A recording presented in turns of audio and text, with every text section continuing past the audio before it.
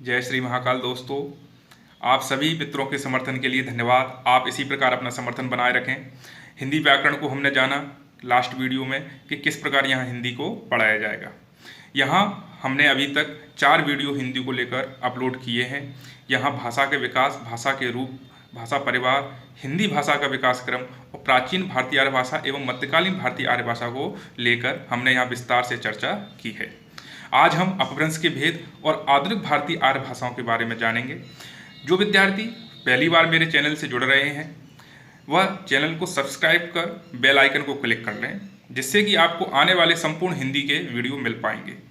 यदि आप आज का वीडियो देख रहे हैं तो इससे पहले मेरे चारों वीडियो देख लें, जिससे कि आपको आज का वीडियो समझने में आसानी होगी। और इन चारों वीडियो की लिंक मैं डिस्क्रिप्शन में दे दूंगा, जहां से आप इन चारों वीडियो को देख सकते हैं। दोस्तों, अपभ्रंश के भेद और आधुनिक भारतीय आर्य भाषाओं को जानने से पहले हम देखते हैं कि लास्ट वीडियो में हमने कहाँ तक देख लिया था।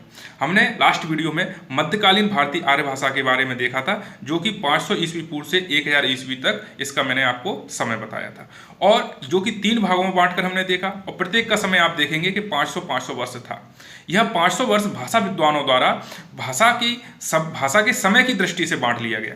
लेकिन अपभ्रंश का जो स्वरूप था वह 6वीं एवं 7वीं शताब्दी में पूर्ण रूप से विकसित हो पाया था। अपभ्रंश का अर्थ ही होता है भाषा का बिगड़ा रूप, जो कि प्राकृत के बाद भाषा में जितने भी भ्रंश आए, भ्रंश यानी कि जैसे कि आप किसी जमीन में देखेंगे जो उतार चढ़ाव रहता है उसे हम भ्रंश कहते हैं, और इसी के आधार पर नाम पड़ा अपभ्रंश। जहां इसमें एक रूपता नहीं रही, अलग अलग स्थानों पर इसमें अलग अलग परिवर्तन होते गए। हमने यहाँ अपभ्रंश के समय को जाना, अपभ्रंश के बाद अभट्ट के समय को जाना, जो कि हम लास्ट वीडियो में देख चुके हैं। आज हम अपभ्रंश के भेद को जानेंगे।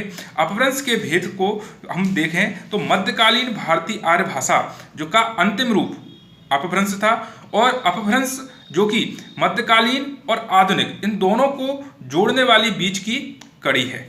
अपभ्रंश के भेद अलग विद्वानों द्वारा अलग अलग बताए हैं। नामी साधु जो कि प्राचीन भाषा विद्वान थे, इन्होंने अपभ्रंश को 3 भागों में बांटकर बताया। वहीं हेमचंद्र जो कि प्राचीन व्याकरणविद थे, इन्होंने भी अपभ्रंश को 3 भागों में बांटा है। इसके अलावा आधुनिक आर्य भाषाओं के वर्गीकरण पर Hoernle, Weber, Grierson, Sunit Kumar Chatterji, Dhirendra Verma, Bholanath Tiwari, इन सभी विद्वानों ने अलग अलग अपने विचार व्यक्त किए हैं। आपको बता दूं, धीरेन्द्र वर्मा के अनुसार धीरेन्द्र वर्मा ने कहा है कि मध्यकालीन आर्य भाषाओं के अंतिम रूप अपभ्रंश से भाषाओं ने धीरे धीरे अपना स्वरूप बदला और आधुनिक आर्य भाषाओं का रूप ग्रहण कर लिया। तो इसी प्रकार अन्य विद्वानों ने भी अपने अपने मत रखे हैं।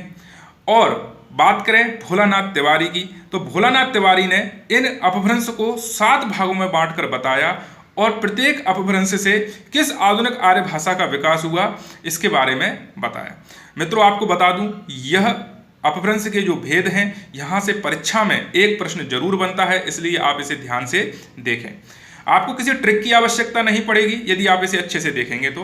अपभ्रंश के 7 भेद आप पहले एक बार अच्छे से देखें, फिर इन्हें किस प्रकार याद करना है इसके बारे में भी आपको बताऊंगा। अपभ्रंश के भेद, यहाँ पहला अपभ्रंश का भेद है सौरसेनी अपभ्रंश। इससे 3 आधुनिक आर्य भाषाओं का विकास हुआ। वे हैं पश्चिमी हिंदी, राजस्थानी और गुजराती। अभी आपको इन नंबरों पर ध्यान नहीं देना है, आपको सिर्फ इतना समझना है कि किस अपभ्रंश से किस आधुनिक भाषा का विकास हुआ। तो आप समझे, सौरसेनी अपभ्रंश से पश्चिमी हिंदी, राजस्थानी और गुजराती। वहीं बात करूं अर्धमागधी, अर्धमागधी से पूर्वी हिंदी का विकास हुआ। मागधी से बिहारी हिंदी, असमिया, बंगला, उड़िया। महाराष्ट्रीय अपभ्रंश से मराठी भाषा का आगमन। पैसाची अपभ्रंश से लहंदा और पंजाबी। लेकिन कुछ विद्वान केकय और टक 2 अपभ्रंश नाम देते हैं।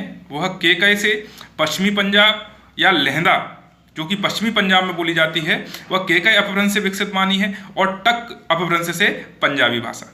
तो आप दोनों प्रकार से याद रखेंगे, जो कि आपके एग्जाम परीक्षा दृष्टिकोण से इंपॉर्टेंट है। वहीं ब्राचड़ अपभ्रंश से सिंधी भाषा का आगमन देखते हैं, और खस अपभ्रंश से पहाड़ी हिंदी। आप देखेंगे मैंने 5 नंबर डाले हुए हैं, 1, 2, 3, 4 और 5। ये 5 है जो कि धीरेन्द्र वर्मा द्वारा 5 उपभाषाओं के अंतर्गत 18 बोलियों को भी रखा है। इन्हें हम नेक्स्ट वीडियो में जानेंगे, लेकिन आज हमें अच्छे से अपभ्रंश को देखना है और अपभ्रंश से किस आधुनिक भाषा का आगमन हुआ इसे हमें समझकर याद करना है। तो इसे समझने से के लिए आपको भारत का नक्शा समझना पड़ेगा। भारत का नक्शा आप जरूर एक बार देख लें और आप इसी प्रकार एक खाली मैप को लाकर इन राज्यों के नाम जरूर भरें, जिससे कि आपको पता चलेगा कि कौन सा राज्य किस राज्य से लगा हुआ है। यहाँ आप देखें सबसे ऊपर जम्मू कश्मीर से लगा हिमाचल, उत्तराखंड। यहाँ आप पश्चिम में देखें पंजाब। भारत का यह हिस्सा पूर्वी हिस्सा कहलाता है, वहीं यह हिस्सा पश्चिमी हिस्सा कहलाता है। यहीं यदि मध्य की बात करें तो मध्य में है आपका मध्य प्रदेश। मध्य प्रदेश के उत्तर में आप जानते हैं उत्तर प्रदेश लगा हुआ है। पूर्व में आपका छत्तीसगढ़, पश्चिम में राजस्थान, गुजरात एवं दक्षिण में महाराष्ट्र। अब बात करते हैं कि किस आधुनिक आर्य भाषा का आगमन कैसे हुआ। आप सभी को पता है आर्यों का आगमन सर्वप्रथम मध्य एशिया से होते हुए सिंध नदी प्रांत को पार करके सर्वप्रथम कहाँ कर बसे? पंजाब, सप्त सिंधु क्षेत्र जैसे बोला जाता था, पंजाब में आकर बसे और यहाँ यह काफ़ी समय तक रहे और इसके बाद धीरे धीरे यह भारत के अन्य क्षेत्रों में भी फैले। आप देखें यहाँ महाराष्ट्र से लेकर दक्षिण में महाराष्ट्र से लेकर पूर्व में असम तक, उत्तर में हिमाचल और पश्चिम में राजस्थान, गुजरात, इस संपूर्ण भारत में जब आर्यों का फैलाव हुआ तो भाषा में क्षेत्र के कारण, क्षेत्रीयता के कारण परिवर्तन होना प्रारंभ हुआ। जब भाषा में परिवर्तन हुआ तो इसे ही अपभ्रंश भाषा का नाम दिया और अपभ्रंश का अर्थ ही था बिगड़ा रूप, भाषा का बिगड़ा रूप। और अपभ्रंश को विद्वानों द्वारा अलग अलग नाम से बुलाया गया, जहां अपभ्रंश के अलग अलग भेद बताए और किस अपभ्रंश से किस आधुनिक भाषा का आगमन हुआ उसको बताया। शूरसेन महाजनपद से सौरसेनी, शूरसेन किस प्रांत को बोला गया? मथुरा के आसपास के प्रांत को, और जो कि भारत के पश्चिमी क्षेत्र में बोली जाती थी। तो यहाँ पश्चिमी हिंदी, पश्चिम में ही आपके राजस्थान और गुजरात, तो राजस्थानी और गुजराती। अर्धमागधी की बात करूं तो मगध का जो हिस्सा था उसे 2 भागों में बांटा गया, मागधी और अर्धमागधी। तो अर्धमागधी में पूर्वी हिंदी और मागधी में बिहारी, बिहार से लगा असम असमिया, बिहार से लगा बंगाल बंगला, बंगाल से लगा उड़ीसा उड़िया। बात करूं महाराष्ट्र की तो महाराष्ट्र में आपके मराठी, सिंध के दोनों ओर बोले जाने वाले आपकी सिंधी, पंजाब में बोले जाने वाली आपकी पंजाबी, तो पैसाची से लहंदा और पंजाबी। ब्राचड़ से आपने देखा सिंधी, सिंध नदी के दोनों ओर बोले जाने वाली सिंधी, तो सिंधी का विकास ब्राचड़ अपभ्रंश से। तो आप थोड़ा सा इनको ध्यान से समझें। और खस से पहाड़ी हिंदी, जो कि पहाड़ी क्षेत्रों में बोली जाती थी। आशा करता हूं आपको ये वीडियो अच्छे से समझ में आया होगा। नेक्स्ट वीडियो में आप देखेंगे इन्हीं आधुनिक आर्य भाषाओं में 5 उपभाषाएं हमने देखेंगे, पश्चिमी हिंदी, राजस्थानी, पूर्वी हिंदी, बिहारी हिंदी और पहाड़ी हिंदी।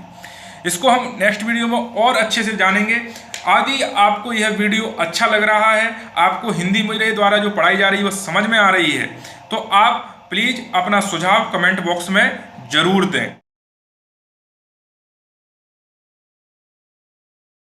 आपसे मैंने पिछले वीडियो में एक प्रश्न पूछा था जो कि भाषा पर आधारित था। वह था कि मौखिक भाषा में किसका प्रयोग किया जाता है। व्यापम द्वारा पूछे गए प्रश्न ही आपसे पूछता हूं, इसलिए आप इन्हें ध्यान से जरूर देखें और इनके आंसर भी दें। चिन्हों का, संकेतों का, ध्वनि का और वर्ण का, यह प्रश्न मैंने लास्ट वीडियो में पूछा था। आपका आंसर है इसका ध्वनि। तो मौखिक भाषा में ध्वनि का प्रयोग किया जाता है। आज का मैं आपसे दूसरा प्रश्न पूछ रहा हूं, जब हम दूरभाष पर समाचार सुनते हैं तो वह भाषा का कौन सा रूप होता है। आपको अपने आंसर कमेंट बॉक्स में देना है। आंसर आपको इन्हीं 4 ऑप्शन से देना है, मौखिक, लिखित, सांकेतिक या उपरोक्त सभी। तो मिलता हूं आपके नेक्स्ट वीडियो में। तब तक के लिए आप अपनी तैयारी घर पर रहकर सुरक्षित रहकर करें। कोरोना वायरस से अपना बचाव करें, अपने परिवार का बचाव करें। मिलते हैं नेक्स्ट वीडियो में। जय हिंद, जय भारत।